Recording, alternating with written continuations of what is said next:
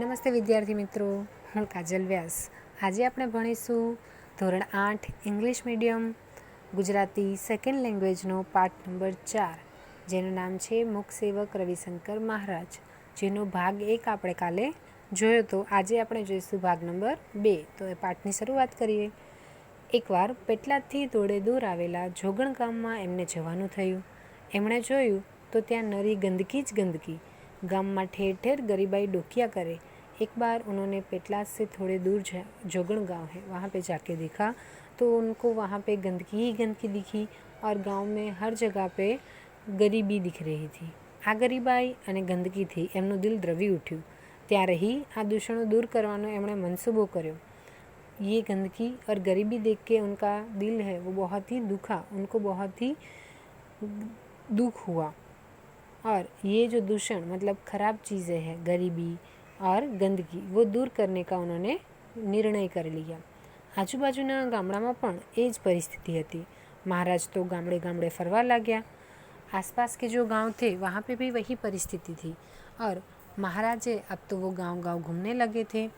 દિવસમાં એકવાર બપોરે કોઈ ગામમાંથી થોડા દાળ ચોખા મેળવીને ખીચડી રાંધી ખાય અને પછી એમની यात्रा शुरू થાય. दिन में एक बार दोपहर को गांव में से कोई थोड़े चावल और दाल देके जाता था, तो उनकी वो खिचड़ी बना के फिर खा के उनकी जो यात्रा है मतलब गरीबी और जो गंदगी है उनको दूर करने का काम है वो शुरू कर देते थे. पानी पीवा माटे साथे दोरी अने लोटो राखे. गामनी भागोड़े प्रथम नाई ले, पछी ये गाम में प्रवेशे.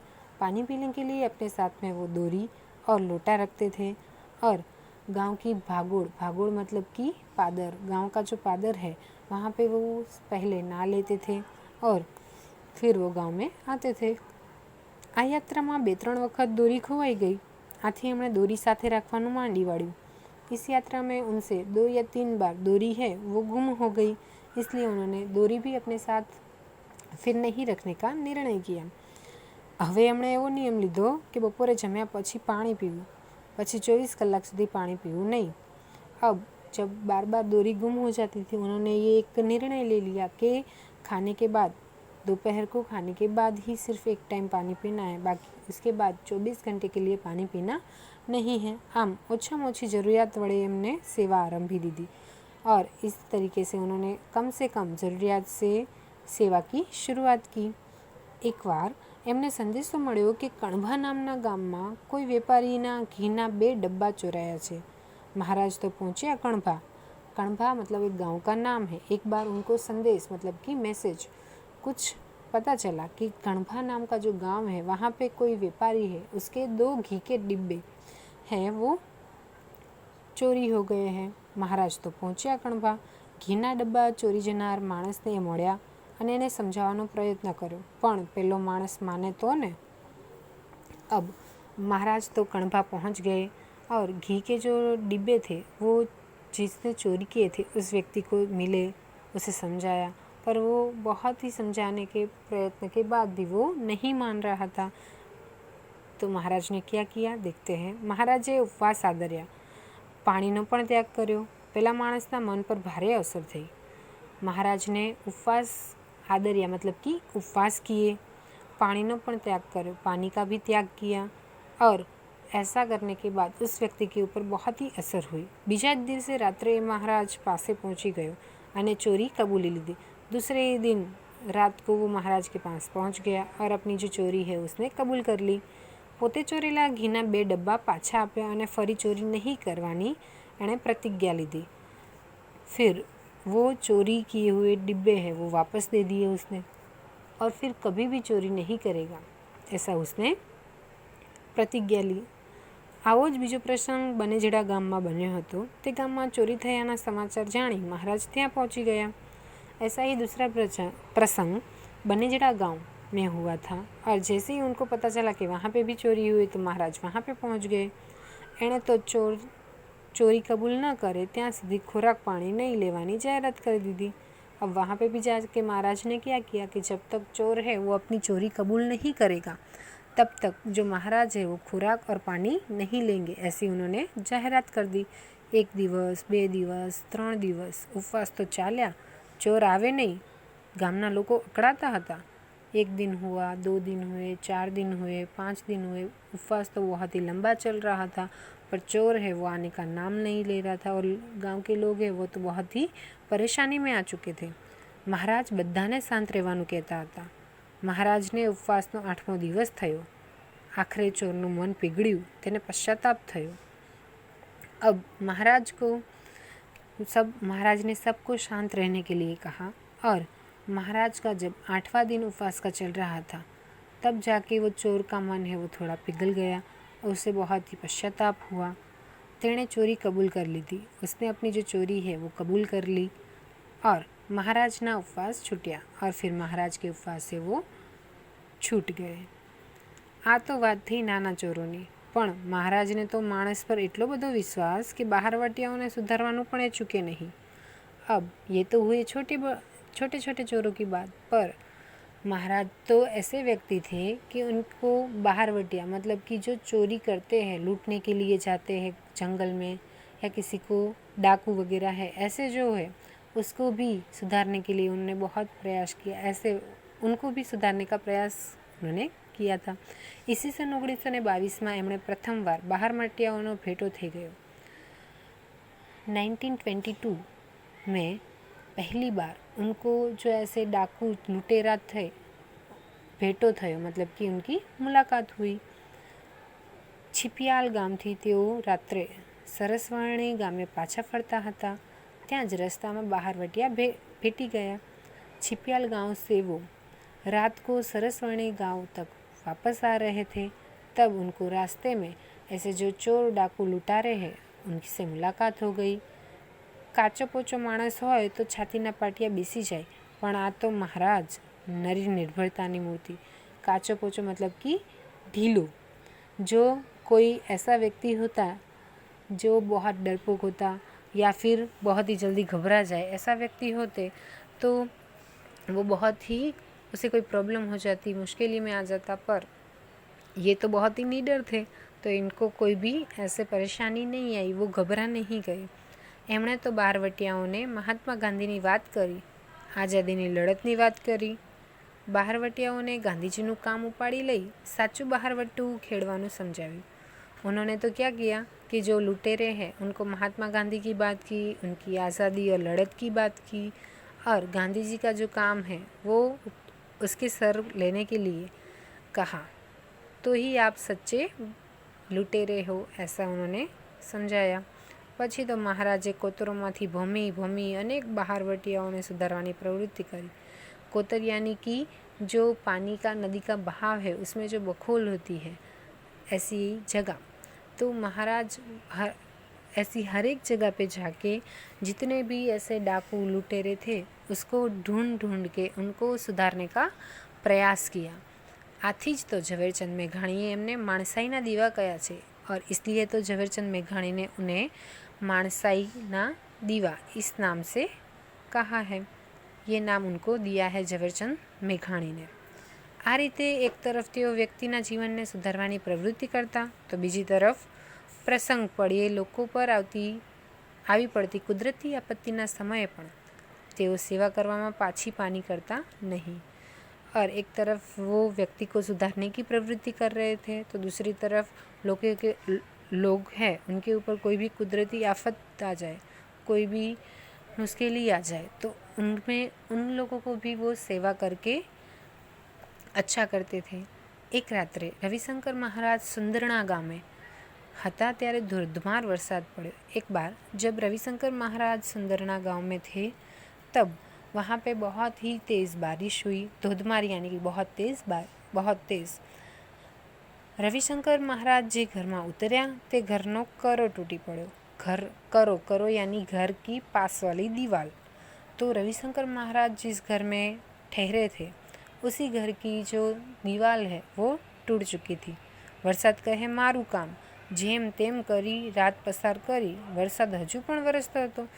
बारिश कहती है कि अभी मेरा काम है। जैसे तैसे करके रात उन्होंने गुजारी, पर बारिश तो अभी भी चालू थी। પોતાની જવાબદારી પણ એમને ગરનાળું પડાવ્યું। ગામ ઉગરી ગયું ત્યાંથી વરસતા વરસાદમાં છાતી સમાણા પાણી ખૂંદતા ખૂંદતા महाराज नजीकना वटादरा गाँव पहुँचे। उन्होंने ये जवाबदारी ली और वहाँ पे गरनाड़ा बनवाया और गांव है वो फिर अच्छा हो गया। वहाँ पे इतनी ज़्यादा बारिश थी कि वो अपनी छाती के समान पानी था, फिर भी वो वहाँ से बाहर निकले और वटादरा गांव तक पहुँचे। ત્યાં વરસાદથી અનેક મકાનો પડી ગયા હતા। वहाँ बारिश की वजह से बहुत सारे मकान टूट चुके थे। महाराजे દોરડાની મદદથી લોકોને નજીકના ઊંચાણવાળા भाग पर पहुँचाड़िया। महाराज ने एक रस्सी की मदद से लोगों को नजीक के जो ऊंचा मतलब कि बड़ा जो भाग होता है वहाँ पे उनको पहुँचाया जहाँ तक पानी ना पहुँच सके। वरसादમાં પલળતા પલળતા અને ટાઢે ધ્રુજતા ધ્રુજતા મહારાજે કોઈના પડતા ઘરને ટેકા ગોઠવ્યા તો કોઈને સલામત સ્થળે ખસેડવાના કામમાં લાગી ગયા। લોકોએ તેમને ભગવાનનો અવતાર માન્યા। बारिश में भीगते भीगते और ठंडी में ऐसे ध्रुजते ध्रुजते भी महाराज ने जो काम है वो नहीं रोका और ऐसे सारे लोगों को सलामत रखने के लिए उन्होंने जो भी काम करने चाहिए वो सारे काम किए। तो लोग हैं वो तो उनको भगवान का अवतार मानने लगे। तो वળી કોલેરા જેવો ચેપી રોગ ફાટી નીકળ્યો ત્યારે પણ મહારાજ રોગીઓની વહારે ઘસી જાય। और फिर ये सब ख़त्म हुआ ही था और उसके बाद क्या हुआ, कोलेरा जैसा चेपी रोग है वो निकल आया और फिर महाराज तो वहाँ पे भी चले गए। ईस्वी सन 1941ની વાત છે। મહારાજે છાપામાં સમાચાર વાંચ્યા કે કલોલ ગામમાં કોલેરા ફાટી નીકળ્યો છે અને માણસો ટપોટપ મરે છે। મહારાજ ત્યાં પહોંચી ગયા। इसी सन 1941 की बात है। महाराज ने न्यूज़पेपर पढ़ा तो उसमें उन्होंने देखा कि कलोल में कोलेरा है वो आ चुका है और उसकी वजह से जो व्यक्ति है वो जल्दी से जल्दी मर रहे हैं। तो महाराज वहाँ पे पहुँच गए। ત્યાંની ગંભીર પરિસ્થિતિ જોઈ તેઓ અમદાવાદ આવ્યા અને કેટલાક સ્વયંસેવકોને સાથે લઈ કોલેરાના રોગીઓની સેવા કરતા કલોલ પહોંચી ગયા। अब वहाँ की जो गंभीर परिस्थिति थी सीरियस, तो वो देख के उन्होंने फिर वो अहमदाबाद आए और अपने जो स्वयं सेवक मतलब कि उसके साथ जो सेवा करते थे ऐसे लोग को भी ले आए ताकि जो जिसको कोलेरा हुआ है उसकी वो मदद कर सके। ગામના લોકો અંધશ્રદ્ધાને લીધે દવાખાનામાં જાય नहीं। गांव के लोग हैं वो अंधश्रद्धा में ज़्यादा मानते थे, इसलिए वो हॉस्पिटल नहीं जाते थे। કોલેરાના વિસ્તારમાં ફરી ફરીને મહારાજ સૌને સમજાવે અને દર્દીઓને દવાખાને લઈ જાય। कोलेरा के जो विस्तार थे, जिस विस्तार में कोलेरा हुआ था वहाँ पे वो जाते थे, सब लोग को समझाते थे और फिर वो जो दर्दी होते थे उनको अस्पताल लेके जाते थे। એમના ઝાડા ઉલટી સાફ કર્યા, દવાઓ આપવી, લોકોને સમજાવવા, સ્વયંસેવકો અને ડૉક્ટરોની વ્યવસ્થા કરવી, આ બધા જ કામોમાં મહારાજ જાતને પણ ભૂલીને એકરૂપ થઈ જતા। આવે વ્યક્તિએ એ મૃત્યુની પણ પરવા કરતા નહીં। जिस लोगों को कोलेरा हुआ था उनके जो वॉमिटिंग और लेटरिंग है वो भी उन्होंने साफ़ की और उसके बाद उनको दवाइयाँ दी, फिर लोगों को समझाया, उनको अस्पताल लेके गए। और ये सारे जो कार्य हैं उसमें महाराज ऐसे जुड़ गए थे कि अपनी जो कुछ भी अपनी मृत्यु की भी परवाह नहीं की उन्होंने कि मुझे भी ये रोग हो सकता है, ऐसा ना सोच के उन्होंने ये जो रोगी है उनकी मदद की। દુષ્કાળ પડ્યો છે એમ સાંભળતા જ મહારાજ મદદે પહોંચી જાય।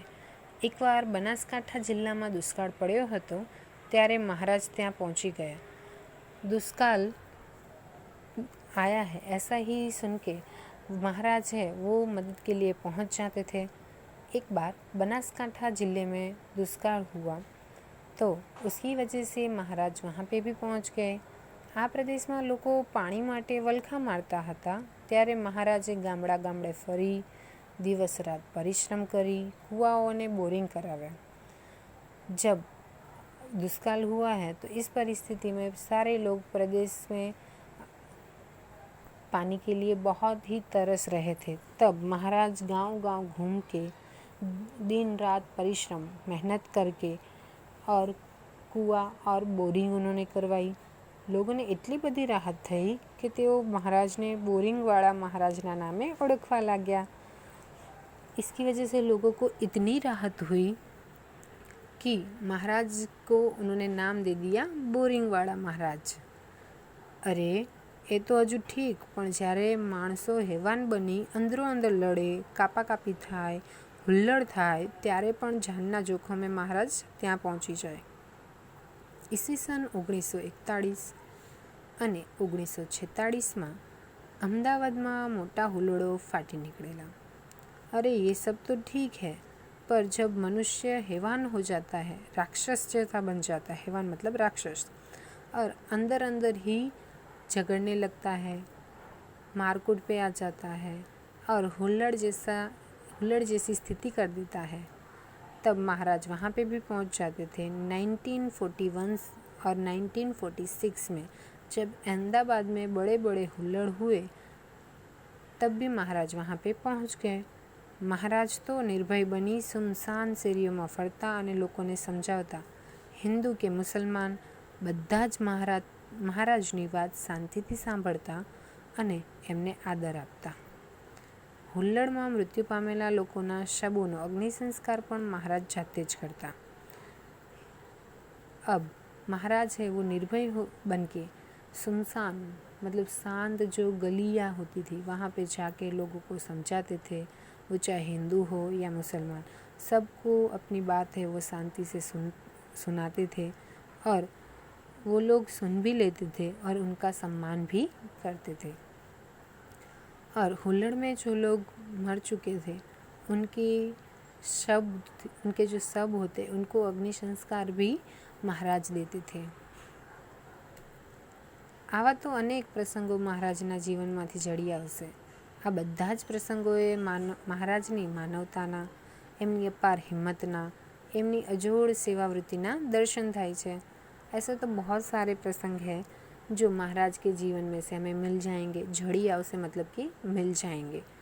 और બધા જ प्रसंगों और ये सब प्रसंग है उसमें महाराज की जो मानवता है, हिम्मत है और सेवावृत्ति है उसके दर्शन होते हैं। आम छतांय महाराजे कदी पोताना कामनो ढंढेरो पीट्यो नहीं और इस महाराज ने कभी भी अपने काम का कहीं पे भी ढंढेरा पीटा नहीं है कि मैंने इतना काम किया, इतना किया, ऐसे किया, कुछ भी उन्हें किसी को भी बताया नहीं है। जात जाहेराती तो ये सदाय दूर भागे। मूंगा मूंगा सेवा करवी ए जेमनो जीवन धर्म। जात जाहेरात मतलब कि बहुत फैलावा करना, चार लोगों को सुनाना कि मैंने ये किया वो किया, सबको पता चले, इन सब से तो वो बहुत ही दूर भागते थे। उनको तो ये था कि मैं शांत रह के चुपचाप सिर्फ काम करूं और यही उनका जीवन धर्म था। जीवन धर्म यानी जीवन मंत्र, जीवन सिद्धांत था।